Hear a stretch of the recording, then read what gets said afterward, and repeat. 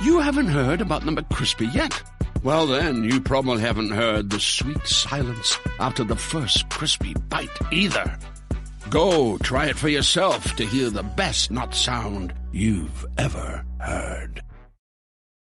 My next guest is about to drop his new project, which features production from Buckwild, Finesse, DJ Preemo, Showbiz, The Beat Miners, and much more. Let's go on. It's called The Barcode, and the artist's name is David Bars, and I want to welcome him to the library, Tim Einenkel. Thank you for being here. Thank you for having me, man. Appreciate you.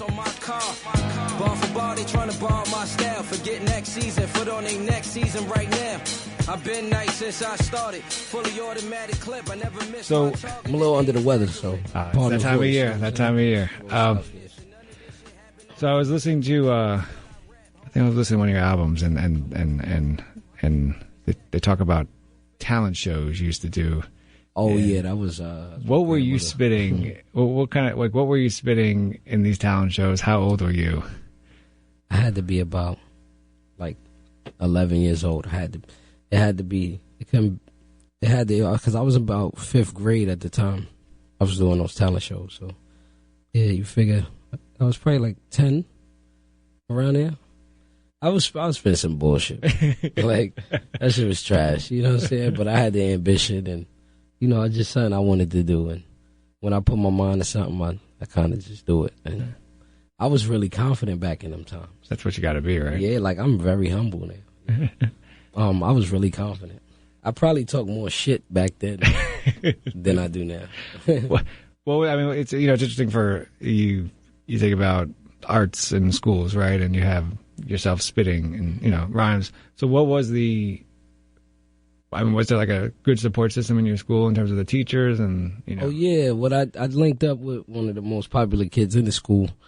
He was in 8th grade, I was in 5th grade, and he was already doing stuff like that, and I was already popular in the school because I grew up in the neighborhood, so I knew everybody, and I kind of linked with him on some, I'm trying to do, I'm trying to rap and do what I do, and we linked up like that. So the love in the school was dope. We had mad love in the school, even though what we was doing wasn't crazy or people knew us, so they could relate to it and oh shit, he actually rapping, That's dope. You know what I'm saying? That's, it's dope because a lot of people was not rapping at that time. So we stood out, you know what I'm saying? So now everybody's doing it. Right. But then, if you heard the tape, my grandma, she was like, oh, I was embarrassed. You know what I'm saying? Nobody was doing this at the time. So we was like, yo, this is new. What are they doing? They rapping? You know what I'm saying? So right. It was dope, man. The school shit was dope. Shout out to my old school, CS 61. When did you know? When did you start? Or did you start? Were you the talent shows? Was that when you were taking it serious, or was that? That was that was the beginning. That was I was just starting out. I didn't know what I was doing. I didn't know how to write, really format anything. I was just, writing shit down on paper and tossing it, coming back, do it again. It's just I was really into it. You know what I'm saying? So I would just do it. I would go home and I had my books and stuff like that. That's at the time, that's the essence. Right, yeah. When I used to carry my book folded up in my back pocket and carry it on the train everywhere I went. And every time I thought of a line, I would just write it down. But I didn't start taking it serious until about, I would say 21 years old. Wow, nice. Yeah, so 20, 21. That's when I started all right, I'm going to start dropping stuff and coming out and, you know what I'm saying? From 10 to 20, that was just the perfecting it. I was getting better and better at it. Even though I took time off from doing it, I used to take months off at a time and then come back to it. But it's every time I came back to it, sorry, let me get close. Every time I came back to it, it was better. I kept getting better every time. So then that's when I was you know what, let me just, we'll get into that in a minute. Yeah. On one of the tracks off the Barcode, Beat the Odds, produced by Preemo, you spit. That's actually my first record I ever do.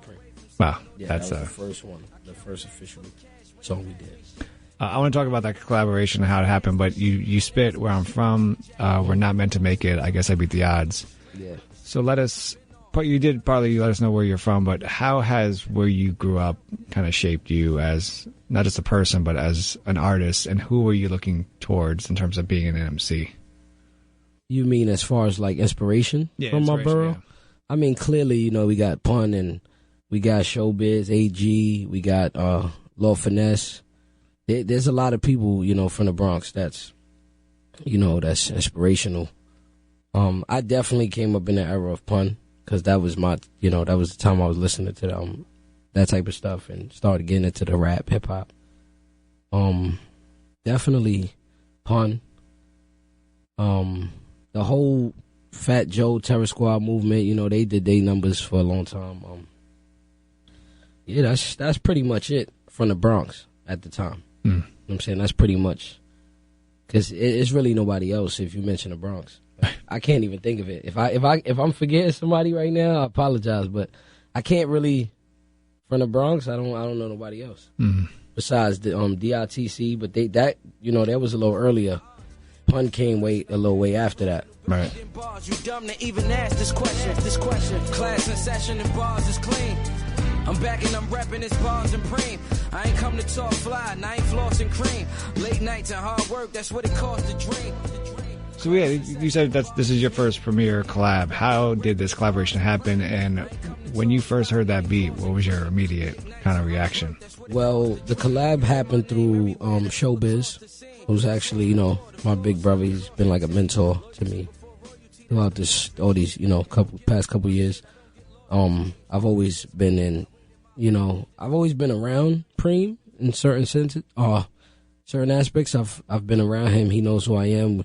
I met Preem, I was probably like 15, 16 years old when I met Preem. Oh, wow. So, you know, this is not something that just, I met him, I got a Preem beat. It don't work like that. Like, Preem don't just work with anybody, so I'm sure everybody know that.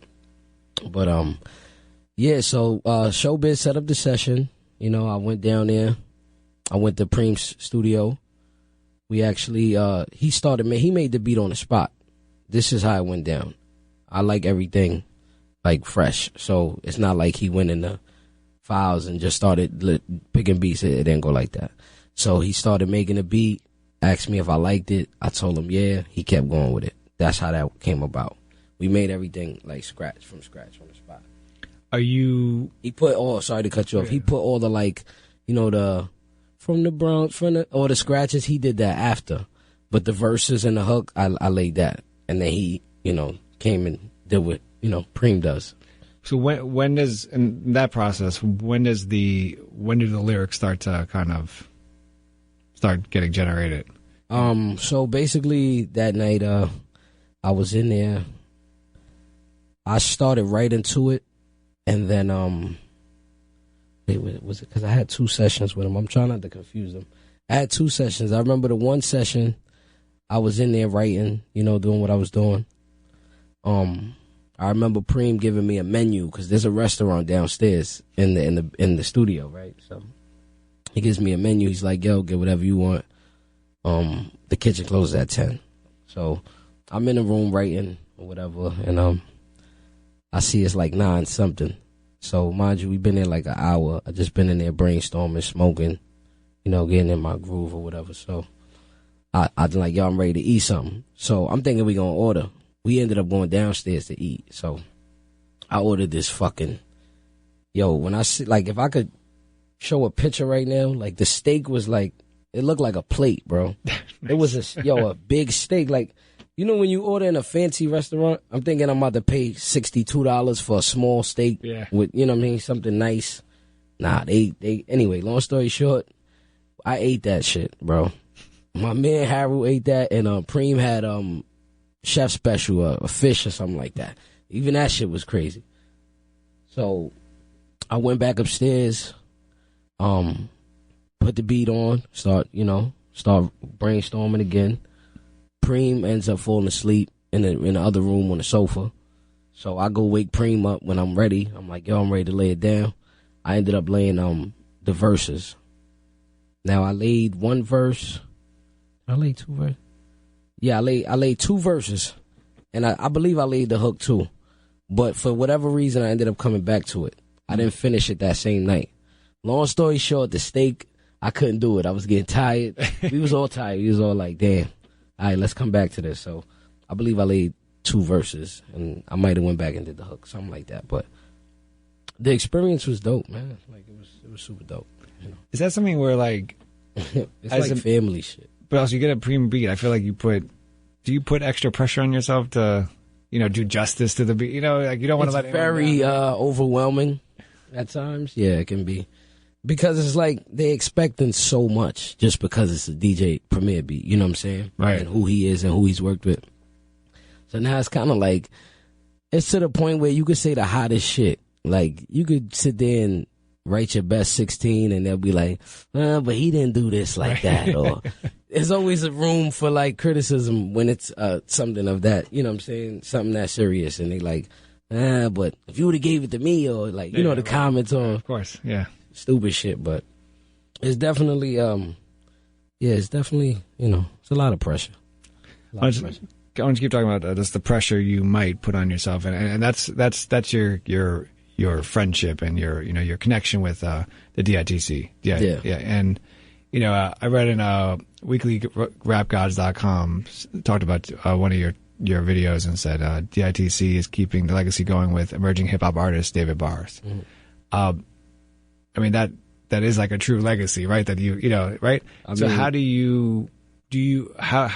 how are you handling, I don't know if that's the right word for it, but continuing that legacy, not quote unquote disappointing anyone? I mean, the way I do it is I don't look at it like that. That's how they paint it. You know what I'm saying? I'm just doing what I've been doing. And for me, it's easy for me because I'm just myself. And, I make music that I like. You know what I'm saying? I don't never sit there and be like, well, is he going to like this or is she going to like that? Or if I like it, I go with it. And that's just how it gets done.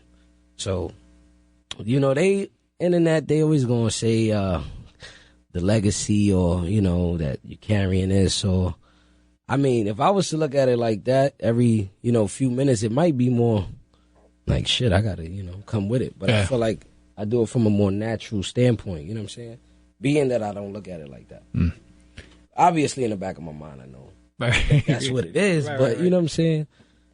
For me to get through and do it the right way, I just got to do it natural. I got to do it pure. Like, it's pure art, like pure art form.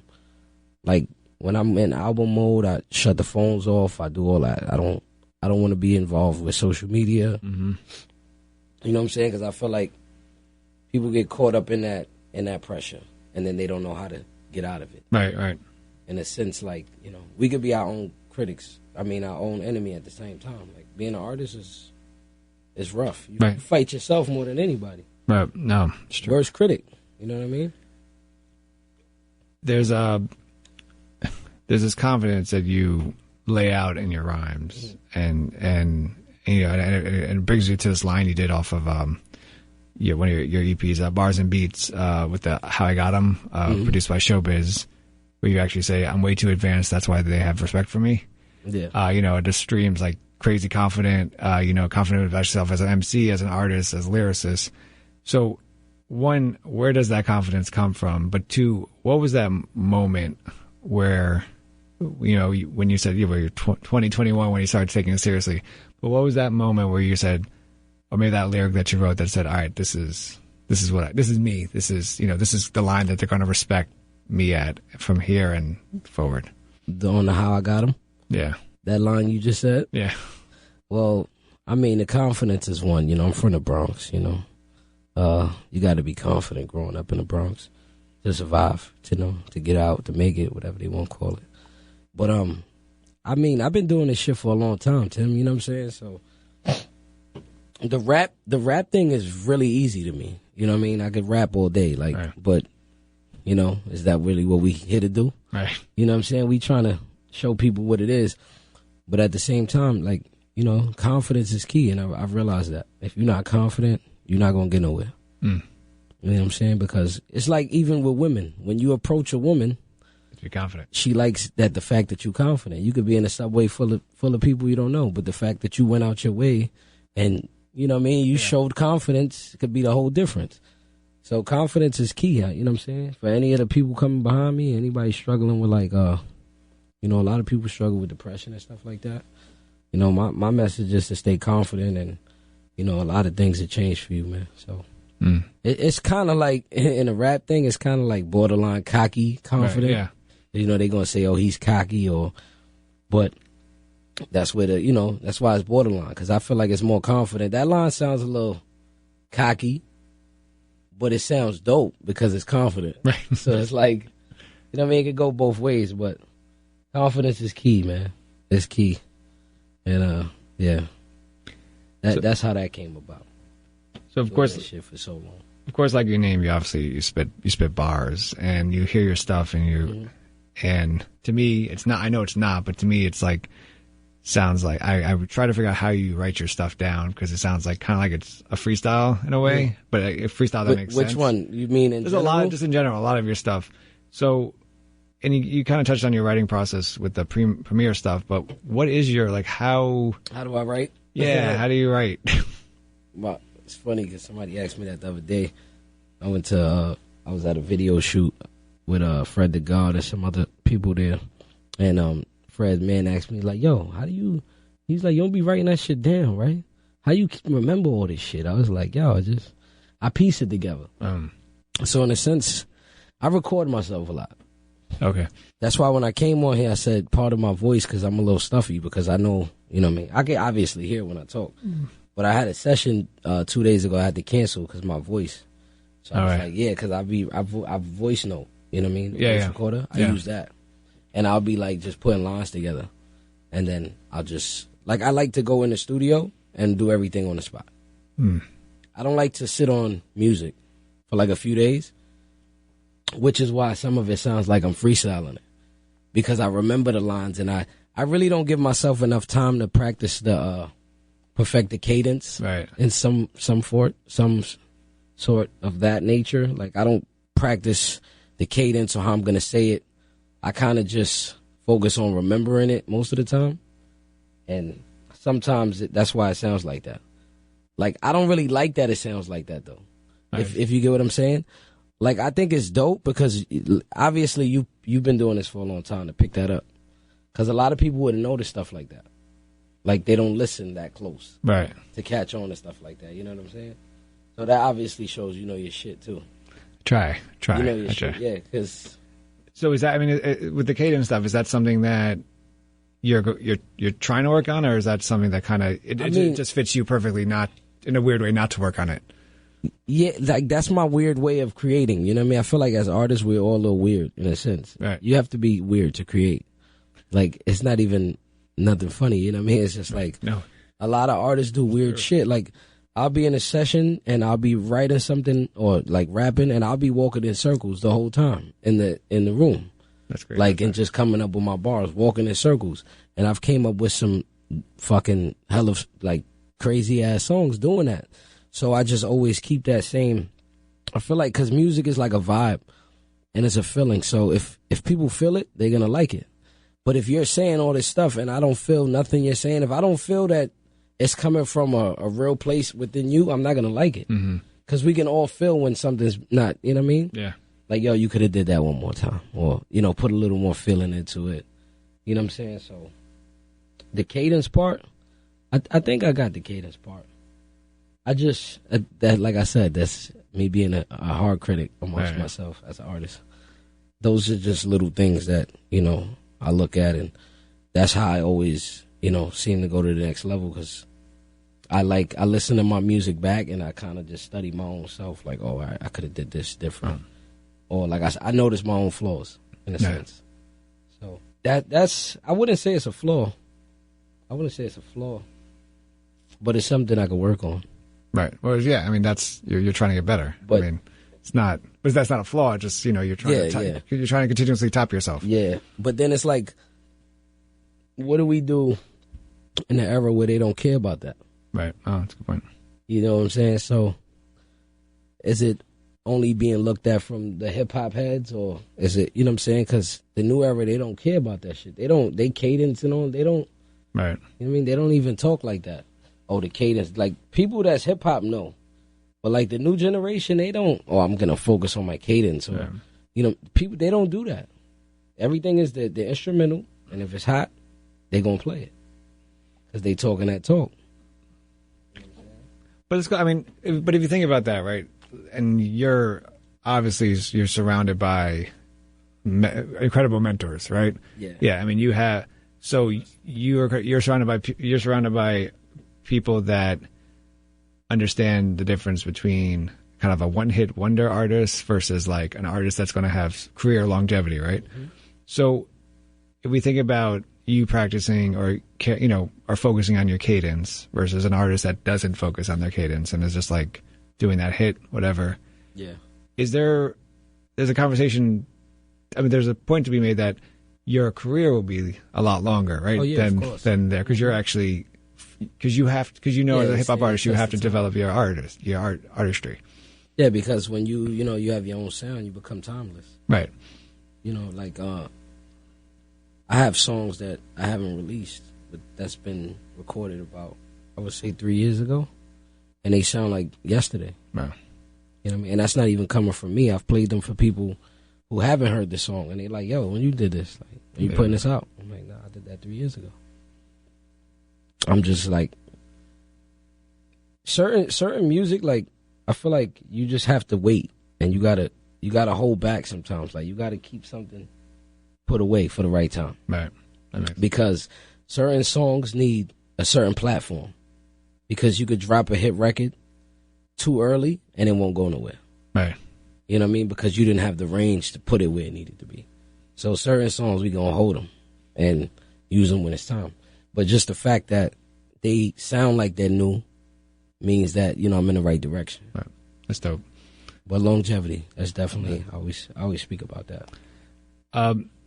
Your new album, The Barcode, it's going to drop November 15th. It's actually the EP. The EP? Yeah, the EP. It only has seven records on it. But as I mentioned in the beginning, your production is Premier, Buckwild, Showbiz, Lord Finesse, the Beat Miners, credible team.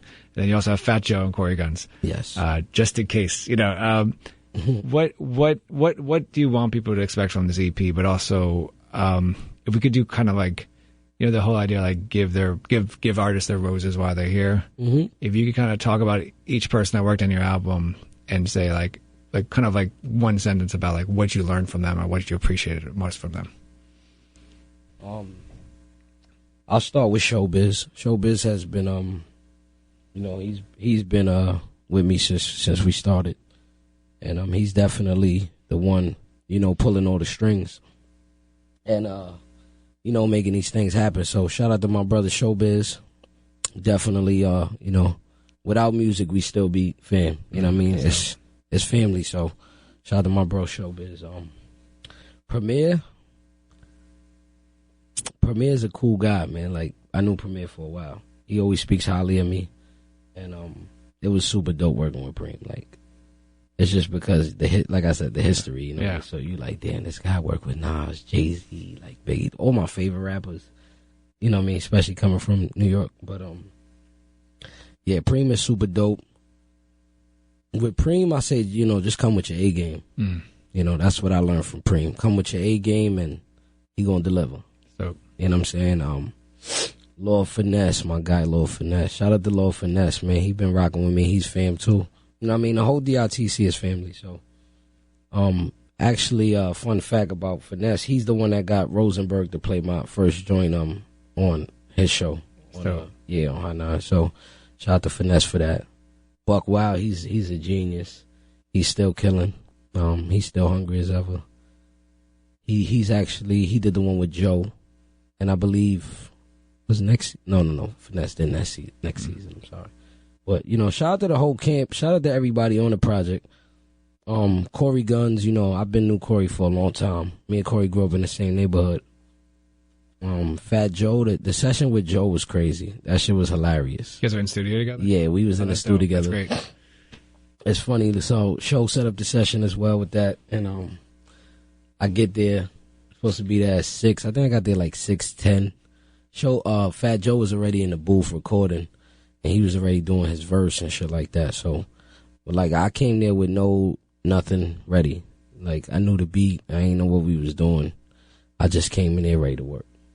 So as he's in the studio, in the booth recording, I'm writing. Are you hearing what he's saying? Yes, I'm listening to his verse, but I'm trying to listen to the beat more. Mm-hmm. And it's a little rough writing like that because they keep cutting it off. He stops, does it again. So I was writing like that, and then eventually I put my headphones in with the beat, and I started writing. He came out, I went in. Just like that. Yeah. And I laid my verse. Your first on the record or second? Second. Second on the I record. ended off, yeah. Nice. So he had the hook already. He did the verse to the hook. I came in, did my verse, and then we was just in there chopping it up. But Fat Joe was funny as shit, bro. He got stories for days. Yeah, that nigga funny, bro. He like, you know what's crazy with Fat Joe? Why I fuck with Fat Joe the most? Like, he been up for so long and doing this shit for so long. Not only that, but like, he's still so Bronx. Yeah. Like, if you come around Fat Joe, he's like, he's Bronx. Like, he, you know what I mean? He got it all on him. Right. Like, you could tell he's from the Bronx, and he been rich for a long time. Right. So it's like, he's still like, he's still Joe. Yeah. I think that's super dope, and he's still relevant. So shout out to him for even, affiliating with me. And like I said, it's all family shit. So, it was bound to happen one another. Eventually, it was gonna happen. Do you have a favorite for this EP? I think it was gonna happen this soon. That was fucking the lineup is incredible. I dropped one EP, did the album with Show, and now this EP. Yeah, so it's dope. I just posted on my IG the 1 year anniversary of B.O.B. My first EP that I dropped last year, November 7th. I was listening to B.O.B. It felt like 2 years. I was listening to B.O.B. this morning. It's a great track. Yeah, that's great. I had a question about B.O.B.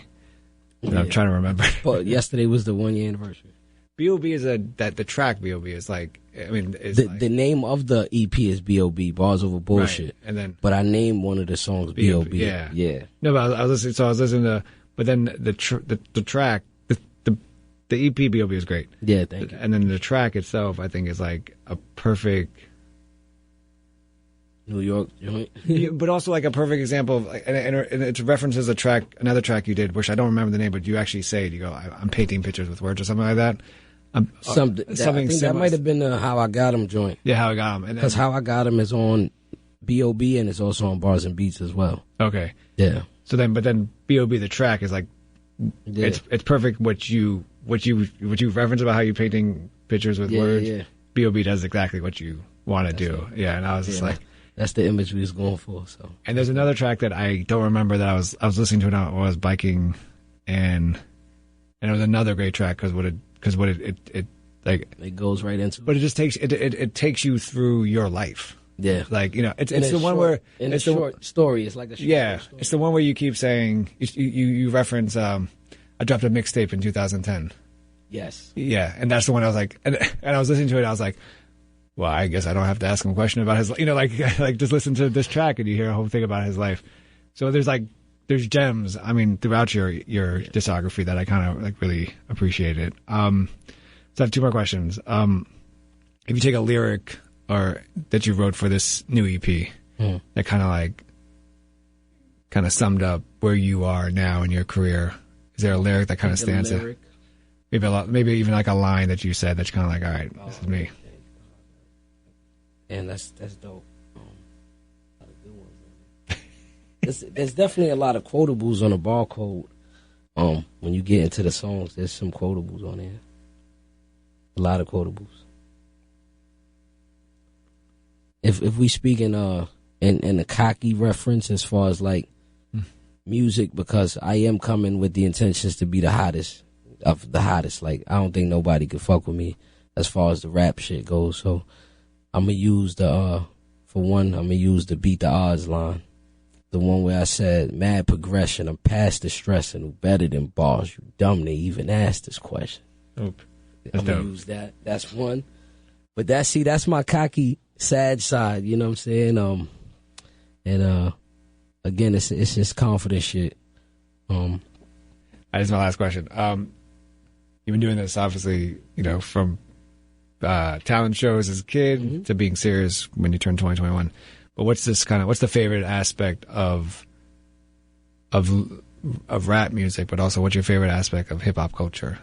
That kind of like what speaks to you the most, and like why do you do what you do, essentially? I mean, you know, over the years, those things tend to fade away. You know, obviously, the people you grew up on listening to, they're no longer around, or, you know, certain motivations that I had before I don't have now from certain reasons. But hip hop in general is just, you know, the culture is amazing, you know, from the fashion to, you know, just pretty much everything. Like, I feel like hip hop is a lot of things. I don't think it's just rapping over a beat, you know. Spoken word. I mean, isn't all that like hip hop? Like, you know, ain't breakdancing and all that stuff. Yeah. I mean, that's not my time, but you know what I mean? I really like the old school stuff, like jazz, and I like the instruments. I like how they sound when they being played. I would really like to do a what's that thing Jay-Z did? Unplugged? MTV Unplugged. Yeah, I would love to do an Unplugged with like a band. Do the whole album on a live band. That'd be dope. That's one of my dreams, to do that. So that's going to be crazy. And that's really my inspiration. I listen to a lot of old music. Like, so the sampling things and stuff, like, I like that a lot. And I just like to feel the music, you know. I just like to get a vibe from it. And that's really where the inspiration comes from. Because other than that, like I said, I've been doing it for so long. It's like really second nature for me. Mm-hmm. It's just easy. So, you know, of course, and of course, I'm trying to get in there and like spank everybody. So, pause. You know what I mean? But it's on. Like, yeah. I'm coming to stay. Nice. I'm coming to stay. I want to shout out to you for having me. Thanks. Of course. Thank you. This is dope. Barcode will be releasing November 15th. Instagram, David_Bars_. You know, keep up with me, man. I'm gonna keep tuning. I actually just made a Twitter, man. Nice. That brings me to, the real David Bars. I don't like Twitter, man. I don't understand. It's not that I don't like it. I don't really understand it. Right. Yeah. So I don't know what I'm supposed to do on there. Just rant and like. I think that's like the question of the age. I'm supposed to rant and like, is that when I'm angry, or like, how does it work? Yeah, man, I made a Twitter. Y'all can follow me on there. That's it, man. I really be on the gram most of the time. Nice. Yeah. And I respond to people too. I'm not Hollywood. That's dope. Yeah, I be answering my DMs and shit on my downtime. But like most of the time, my DMs is like producers who just want to work. They want. Okay. A lot of them be like trash. So I'd be like, dang. And I get the respect when you say that. Yeah, you know what I mean. But shout out to the ones who do got some shit, you know. And that's that, man. David Bars' new album coming out. New album coming out. The Barcode, November 15th. All-star producing staff. Incredible MC. I seen a comment where they said it's like Illmatic or something. I was blown away. I was like, wow. That's dope. But see, that goes back to the beginning. Yeah. About like the pressure they put on you. Like, who says that? Like, come on, that Illmatic? That's crazy. I mean, yeah. Shout out to them though. That's crazy. That's a big shooter for them. Yeah. I appreciate it. Thank you, man, for being on the library with Tim Einenkel. Thank you. Even ask this question. Class in session and bars is clean. I'm back and I'm repping this bars and Preem. I ain't come to talk fly, and I ain't flossing cream. Late nights and hard work, that's what it costs to dream. Class in session and bars is me. I'm back and I'm repping this bars and Preem. I ain't come to talk fly, and I ain't flossing cream. Late nights and hard work, that's what it costs to dream. I got to bring it to your chest as I bring it to you live. Got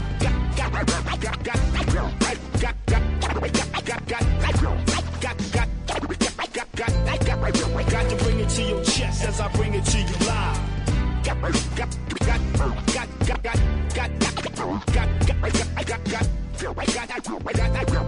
Got to bring it to your chest as I bring it to you live. It's David Bars.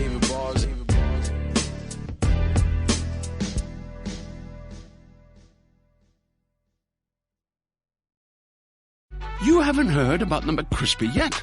Well, then, you probably haven't heard the sweet silence after the first crispy bite either. Go try it for yourself to hear the best nut sound you've ever heard.